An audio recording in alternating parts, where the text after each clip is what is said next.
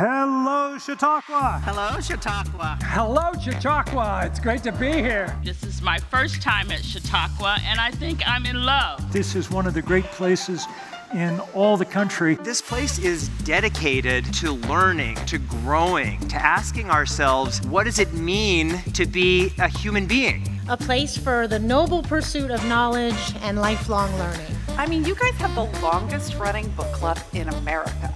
What you do here is essential to the preservation and ultimate reform of American democracy. I look at this as a different type of opportunity to have a conversation with people that really care about America, but also can have a stimulating conversation to produce and evoke change.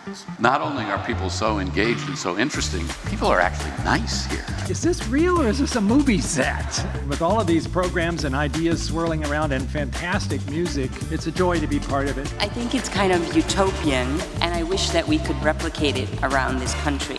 I've never seen anything like Chautauqua, and my friends are not even going to believe that I was here. You can look up the website as much as you wish, but you won't get a feel for what a special place this is until you're here. You can't talk about Chautauqua, you have to experience it.